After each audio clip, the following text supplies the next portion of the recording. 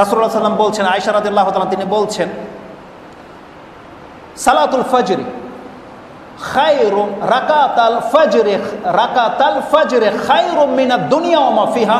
রাসূল সাল্লাল্লাহু বলছেন, ফজর নামাজের 2 রাকাত সুন্নত দুনিয়া এবং দুনিয়ার মধ্যে যা আছে তা থেকে শ্রেষ্ঠ।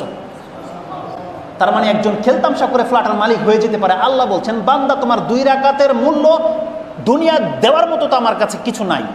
দুনিয়ার কোনো রাষ্ট্র দিতে পারবে না 2 রাকাত সালাতের মূল্য কি, এটা কোনো রাষ্ট্র দিতে পারবে না। কারণ আল্লাহ বলছেন দুনিয়া এবং দুনিয়ার মাঝে যা কিছু আছে তা থেকে শ্রেষ্ঠ। একমাত্র জান্নাত ছাড়া আমাদেরকে আল্লাহ কোনো কিছু দিয়ে পেট ভরাতে পারবে না। রাসূল সাল্লাল্লাহু বলছেন, আবু হুরায়রা হাদিস থেকে বর্ণিত, রাসূল সাল্লাল্লাহু বলছেন, লা আন আকুলা সুবহানাল্লাহি ওয়াল হামদুলিল্লাহি ওয়া লা ইলাহা ইল্লাল্লাহু আল্লাহু আকবার।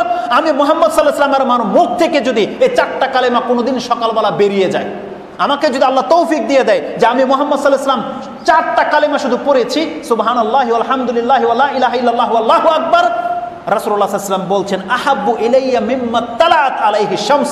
পৃথিবীতে যত সম্পদের উপরে সূর্য উদিত হয় ওই সমস্ত সম্পদের চাইতে আমার 4টা কালেমা মুখে উচ্চারণ করা অতটা পছন্দনীয়।